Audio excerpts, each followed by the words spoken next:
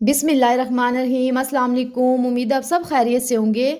आज मैं आपके साथ शेयर करने जा रही हूँ बहुत ही मज़ेदार और बहुत ही टेस्टी वेज रोल की रेसिपी, जिसे एकदम स्ट्रीट स्टाइल में रेडी करेंगे।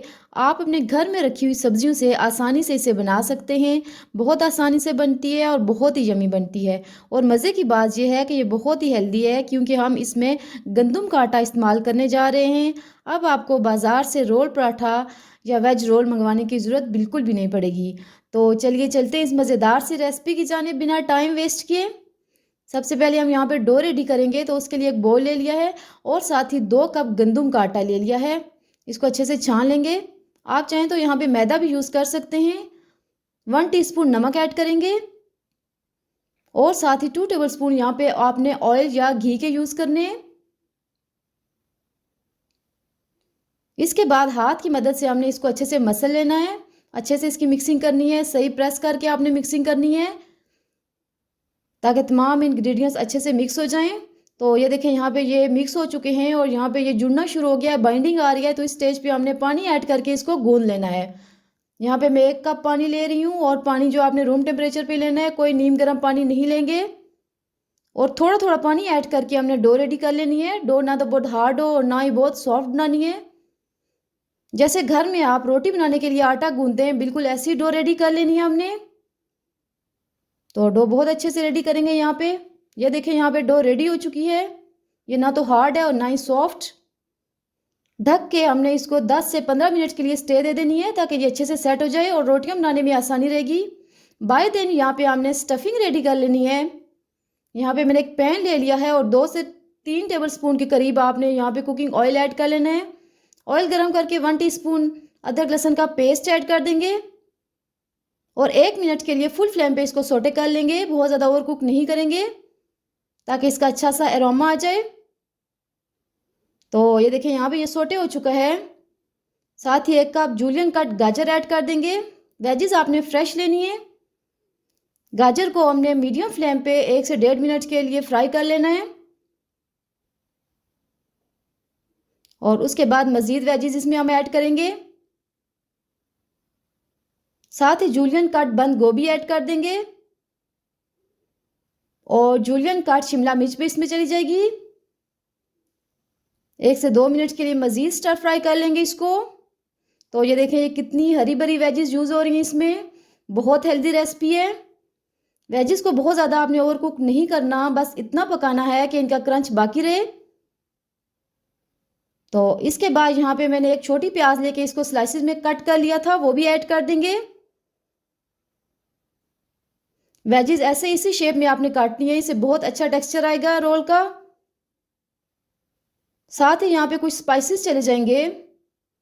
1 टीस्पून काली मिर्च पाउडर ऐड कर देंगे। अगर आपके पास काली मिर्च नहीं है तो आप सफ़ेद मिर्च भी ऐड कर सकते हैं।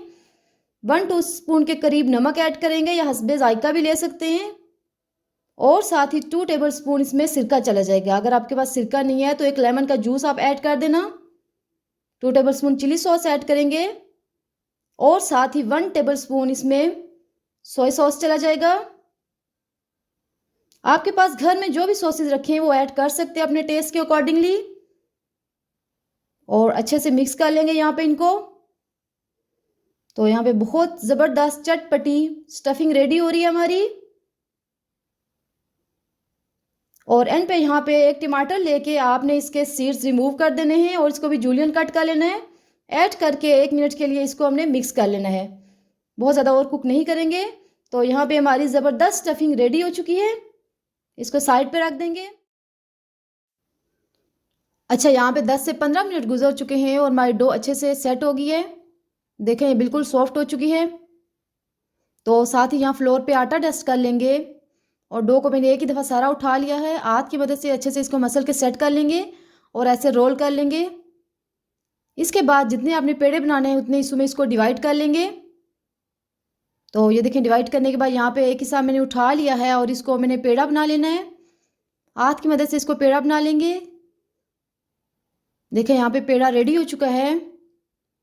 हाथ की मदद से हल्के से इसको प्रेस करके दोबारा से आटा डस्ट कर लेंगे और बेलन की मदद से हमने बेल के रोटी बना लेनी है यहाँ पे।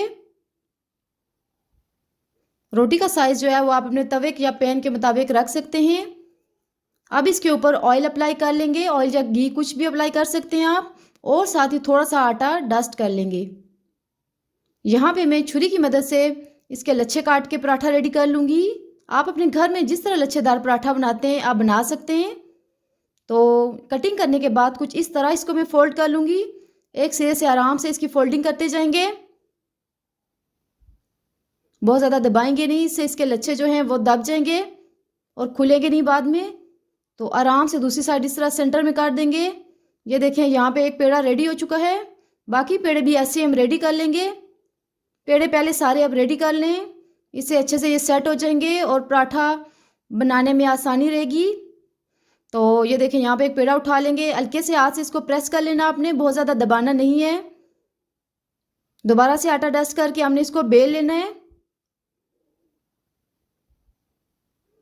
तो ये देखें यहाँ पे एक पराठा मेरा रेडी हो चुका है। साथ ही यहाँ पे पैन ले लिया है, ड्राई पैन लिया है, ग्रीस करने की ज़रूरत नहीं है।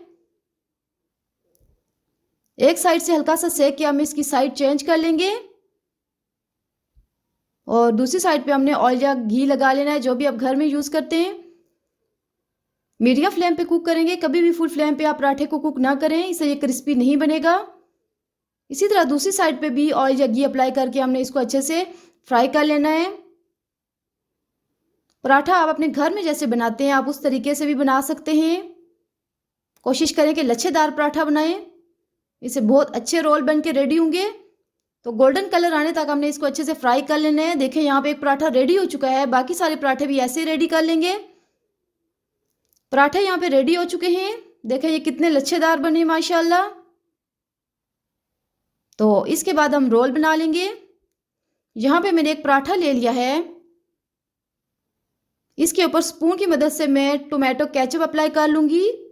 आपके पास कोई भी सॉस या पिज़्ज़ा सॉस पड़ा है तो आप वो भी इसके ऊपर अप्लाई कर सकते हैं। अच्छे से केचप अप्लाई करने के बाद यहाँ पे मैं वेजिस ऐड कर दूंगी और ये यहाँ पे हमने जो स्टफिंग रेडी की थी वो सेंटर में रख देंगे। ऐसे स्टफिंग अच्छे से भर के ऐड करनी है आपने। साथ ही मैं कुछ खीरे के स्लाइसेस ऐड कर दूंगी। आप सैलेड लीव्स या कुछ भी ऐड कर सकते हैं जो बच्चे आपके शौक से खा लें। और एंड पे इस पे मेयोनीज ऐड कर देंगे, मेयोनीज बच्चे शौक से खा लेंगे। तो मेयोनीज ऐड करने के बाद यहाँ पे हम इसकी फोल्डिंग कर लेंगे और फोल्डिंग बहुत आसानी से हो जाएगी, बहुत ज़्यादा मेहनत नहीं करना पड़ेगी। पहले एक साइड से ऐसे इसको उठा लेंगे और फिर दूसरी साइड से उठा लेंगे। यहाँ पे एक टूथपिक की मदद से इसको हम बाइंड कर देंगे। अगर आपके पास कोई पेपर है तो आप इसको एक साइड से फोल्ड भी कर सकते हैं, इससे खाने में आसानी रहेगी। तो ये देखें ज़बरदस्त रोल यहाँ पे हमारा रेडी हो चुका है माशाल्लाह, बहुत ज़बरदस्त रोल रेडी हुए हैं। ये देखने में बहुत टेम्पटिंग लग रहे हैं, बहुत हरे भरे लग रहे हैं, बहुत हेल्दी रेसिपी है। आपने ये रेसिपी लाजमी ट्राई करनी है, बच्चे बहुत शौक से खा लेंगे। एक बार मेरे कहने पे आप ये रेसिपी लाजमी ट्राई करें। उम्मीद है आपने वीडियो एंड तक देखी होगी। वीडियो अच्छी लगे तो लाइक और शेयर करें और चैनल को लाजमी सब्सक्राइब करें। दुआओं में याद रखें। अल्लाह हाफिज़।